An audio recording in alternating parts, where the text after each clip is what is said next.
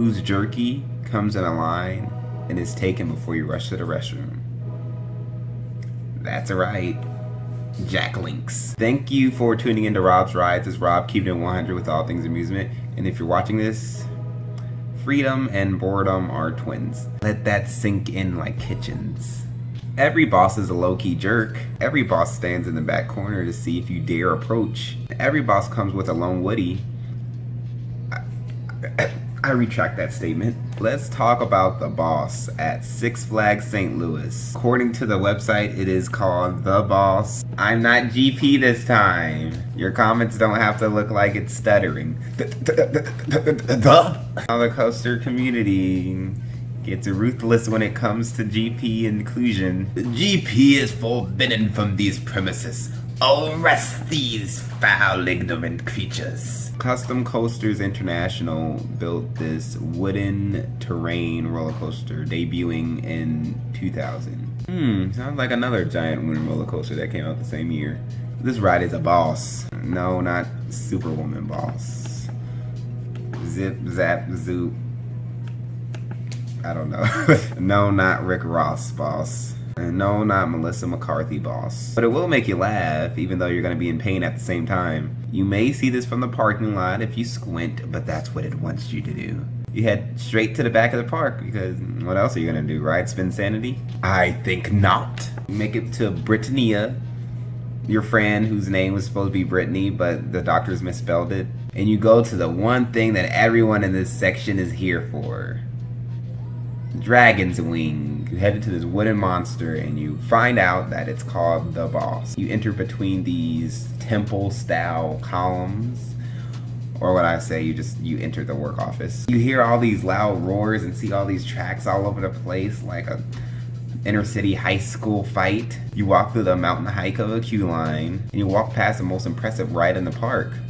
The go-karts. Finally make it to the station as your armpits are ejaculating sweat. You sit in the Gertzlauer trains, everyone's favorite trains. Put the fore table in uncomfortable. Pull those lap bars down and then you regret in your tears like you're Nicki Minaj trying to make a Drake song. So you proceed out the station, you do this little S curve because why the hell not? You begin to rise up the 122-foot lift hill. You see the world drop away from you just like your aspirations. Crest the top and there's this small dip to the left. Then you race looking for what's next after blazing through 15 stories like you just finished a Netflix series. There's a straightaway through a tunnel and there's a few dips and you rise up and you turn to the right. It ends up being slower paced than you thought, like when you're trying to get around somebody who's walking too slow. And then you plummet again, followed by some dips to the left. I put my hand up on your hip, then I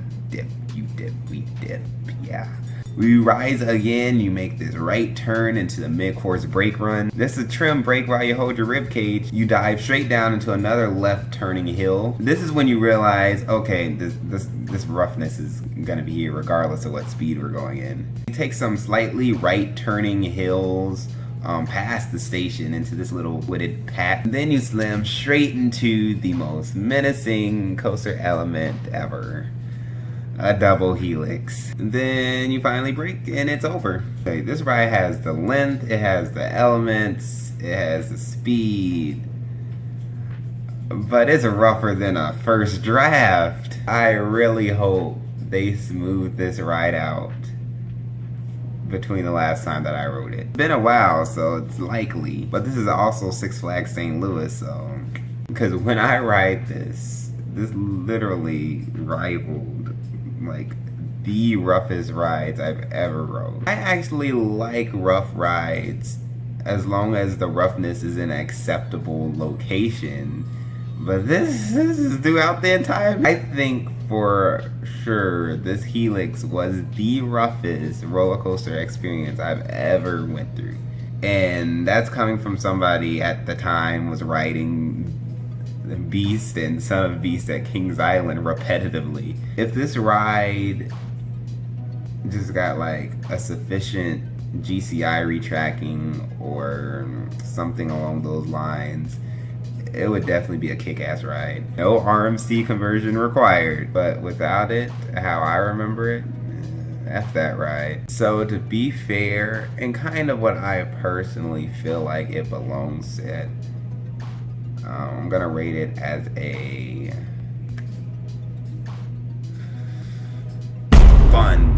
I hope you guys liked the video. Please hit that thumbs up. Please comment below. Let me know how you feel about this ride, if you ever rode it. Yeah, and let me know if it's smoother now. You can please share this video to anybody that's ever rode it or wanted to ride it or thinking about riding it. If you thought I was Sean Thomas, hit subscribe and I'll come back with a new video.